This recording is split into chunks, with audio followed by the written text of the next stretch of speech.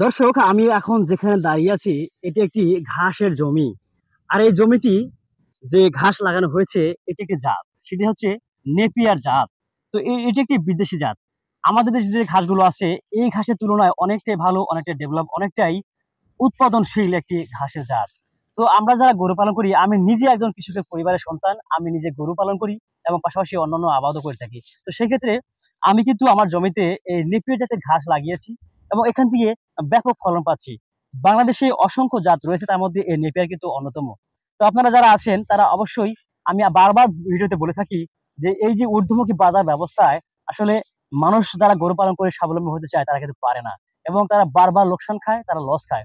তো সেক্ষেত্রে আপনার যদি পরিত্যক্ত কোনো জমি থাকে, বাড়ির আনাচে কানাচে অথবা যে কোনো জায়গায় আপনারা 10 শতক জমিতে বা 5 শতক জমিতে বা 5 কাঠা জমিতে আপনারা যদি এই নেপিয়া জাতের ঘাস লাগিয়ে থাকতে পারেন বা লাগাতে পারেন, তাহলে অবশ্যই আপনার গরু, আপনার ছাগল এরা কিন্তু দিন দিন কিন্তু মোটা হবে এবং স্বাস্থ্যবান হবে। এবং সেক্ষেত্রে বলা ভালো যে এই যে নেপিয়ার ঘাস আছে এটা কিন্তু ধার নেই, মানে পাতার যে এটা ধার থাকে সেটা কিন্তু নেই।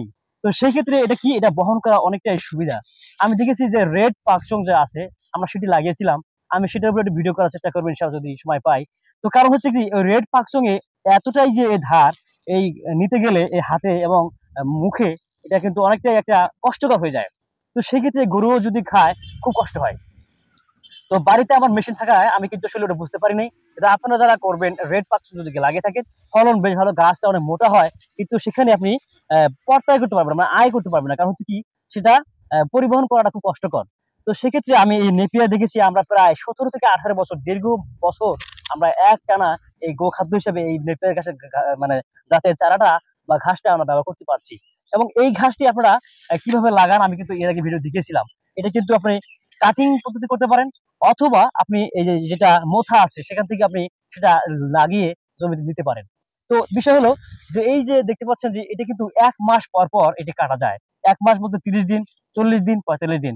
এবং এই গাছটি অনেক লম্বা হয়, 5 থেকে 6 ফিট, 7 ফিট হয়। আর এখন দেখতে পাচ্ছেন এটি কিন্তু প্রায় খাওয়ার উপযোগী হয়ে গেছে। কারণ হচ্ছে যে এই যে এখন গরমের দিন, এখন ঘাস এবং গাছ যে কোনো জিনিসই কিন্তু ঊর্ধ্বমুখী বাড়ে বেশি। আর এখন যদি একটু যদি বর্ষা পেতো, এই তাপমাত্রার মধ্যে যদি পানি হতো, তাহলে এই ঘাস কিন্তু আরো বৃদ্ধি হতো। কিন্তু বর্তমানে প্রেক্ষাপটে আবহাওয়া কিন্তু খুবই সংকট মুখে আছি আমরা। এইখানে এই কারণে এই ঘাসটি কিন্তু খুব একটা বৃদ্ধি হয়নি। আর না হলে এতদিন এরকম আমি আমি মাথা আমার ছাড়িয়ে যেত এবং সেখান থেকে আমরা অনেকটাই এটা ফলনটা বেশি হতো। কিন্তু বর্তমানে এই আবহাওয়ার কারণে কিন্তু ফলনটা কমে গেছে অনেকটাই। তো দর্শক, আপনারা যারা আছেন, যারা গো পালন করেন, যারা গরু পালন করে, ছাগল পালন করে, ভেড়া পালন করে, তাদের জন্য এই বিশাল সুখবর হচ্ছে এই নিপিয়া জাতের ঘাস।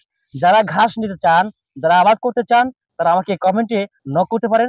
আমার সময় হলে আমরা যখন এই যে চারা সার্ভিস করে থাকি, তখন আমরা অবশ্যই দেওয়ার চেষ্টা করবো। কারণ এটা একটা মানবিক কাজ, এটা একটা সামাজিক কাজ। তো অবশ্যই আপনারা নিজেরা গরু পালন পাশাপাশি এই ঘাসগুলো লাগাবেন। আপনারা অবশ্যই এই ঘাস লাগাবেন। এই ঘাস লাগালে অন্য খাবারের উপর চাপ কমে যাবে। পাশাপাশি আমি যেটা বলেছিলাম যে ভুট্টা গাছের উপরে আপনারা খাবার তৈরি করতে পারেন, সাইলেজ করতে পারেন। কৃত্রিম ভাবে আপনারা সেটাকে সাইলেজ প্রক্রিয়ার মাধ্যমে সেই খাবারগুলো তৈরি করে আপনারা 1 মাস 2 মাস পরে খাওয়াতে পারেন।